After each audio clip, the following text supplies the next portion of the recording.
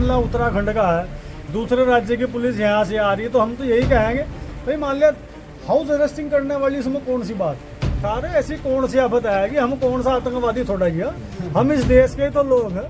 और मान लिया देश की एक जायज मांग को उठाने के लिए वहाँ टोल बजा रहे थे, उसके बाद शर्म नहीं आ रही है आप लोगों को। मैं इसे प्रशासन पर दबाव ही करूंगा, उन्हें इतनी दहशत थी कि अगर ये लोग यहाँ आ गए तो ये पता नहीं क्या करके जाएंगे, हो सका हमेशा के लिए फ्री करके जाए सर। किसान एकता जिंदाबाद, किसान एकता जिंदाबाद। प्रशासन इतना डरा हुआ था, जबरदस्ती मान लो, तानाशाही मान लो, मांग तो मानी उन्होंने, लेकिन इतनी उनको दहशत थी कि यूपी से चलकर यहाँ उत्तराखंड के रुड़की में हमारे कार्यालय पर आए और सुबह हम सोकर भी नहीं उठे तो यहाँ उन्होंने फोर्स लगा रखी थी।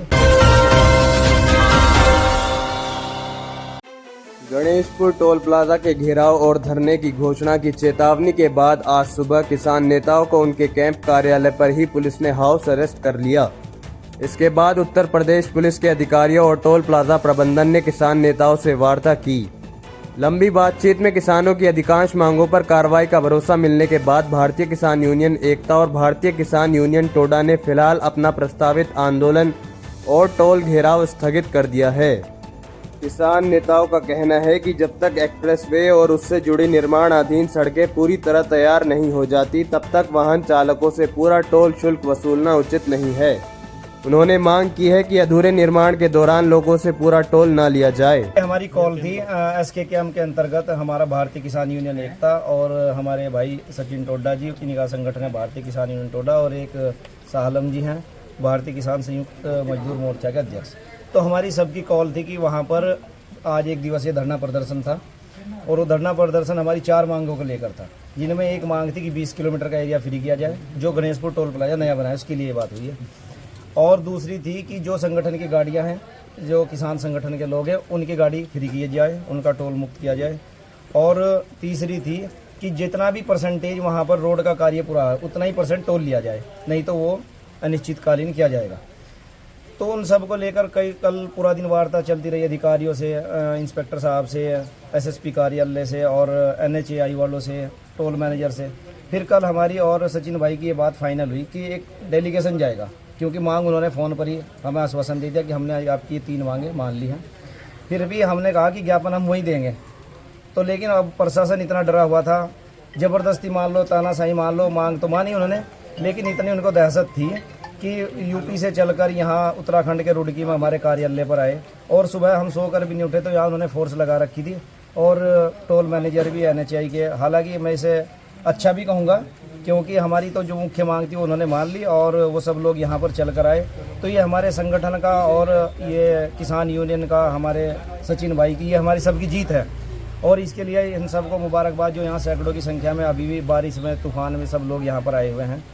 तो यही बात थी। अब हमने उन्हें ज्ञापन दिया है, यहाँ पर सब उन्होंने आश्वासन दिया है कि हम ये आपकी मांग, किसान संतुष्ट है, फिलहाल संतुष्ट है। अगर वो उन्होंने बाद में कोई गड़बड़ करी तो हम सब लोग यही हैं, दोबारा फिर रणनीति बनाएंगे। तो उन्होंने हाउस अरेस्ट किया हुआ था यहाँ पर और ये लगभग 6 बजे से, देख लो टाइम, अभी 12 बजे हैं, 6 से 6 घंटे लगभग हो गए। और ये सचिन भाई भी थे, इनको रास्ते में रोक लिया, फिर मजबूरी थी, मैंने इनको यहीं बुलवाया। तो ये भी है मामला उत्तराखंड का है, दूसरे राज्य की पुलिस यहाँ से आ रही है, तो हम तो यही कहेंगे भाई मान लिया हाउस अरेस्टिंग करने वाली इसमें कौन सी बात। भाई हम कह रहे कि हमारी जब रात आपसे वार्ता हुई तो फिर आज यहाँ सुबह रहने की क्या जरूरत थी। मुझे रास्ते में रोक लिया, मेरे लोगों को रोक लिया, बड़ी मुश्किल से मैं यहाँ तक आया, फरमानती आई के मकान तक, इन्हें यहाँ हाउस अरेस्ट कर रखा। अरे ऐसी कौन सी आफत आएगी, हम कौन सा आतंकवादी थोड़ा ही है, हम इस देश के तो लोग हैं। और मान लिया देश की एक जायज मांग को उठाने के लिए वहाँ टोल बजा रहे थे, उसके बाद शर्म नहीं आ रही है आप लोगों को। अगर आप इतने बड़े लंबरदार हो, आप इतने बड़े जिम्मेदार हो, तो आप ऐसे हालात पैदा क्यों करते हो। आज वो मैनेजर यहाँ बता रहा बैठ के, सामने तो 2500 गाड़ी निकाल रहा रोज, अब तो 25 नहीं 25,000 निकाल रहा, लेकिन वहाँ रोज छुटपुट घटनाएं डेली हो रही, कुछ ना कुछ घटनाएं, किसी के साथ मारी पिटाई हो रही है, किसी के कपड़े फाटे जा, मतलब इस तरह की घटनाएं वहाँ से हो रही। इनका टोल कर्मी ही वहाँ जब उसने ज्यादा आतंक मचा रखा था तो पुलिस ने उसे भी जेल भेजने का काम करा। पुलिस का बहुत सहयोग रहा वैसे तो, पुलिस तो केवल ऐसी स्थिति में थी कि भाई इनकी ठीक ठाक तरीके से वार्ता हो जाए। उसी मरोड़ बेचारे यहाँ से लोग आए, हम उनका सबका सम्मान करा, स्वागत करा, दोबारा गड़बड़ होगी, डंडे लिया। और ये हम बता रहे कि ये समझौता हुआ, ये कोई फाइनल बात नहीं है। अगर मान लिया हम अपनी उनकी बात को हमने आज मान ली तो कल को उस बात की कोई जिम्मेदारी नहीं है कि अगर मैं दोबारा गलती करेंगे तो अगली बार हम बिना कॉल के वहां जाएंगे, डंडे पंडन के सारे पहाड़ के अपने घर ले आएंगे और फिर इनको जो होगा हम मुकदमा लिखवा कर जेल भिजवा दो, हमें कहीं भिजवा दो, मैं तो बात से कोई डंडे वाली हमारे लिए बात नहीं है।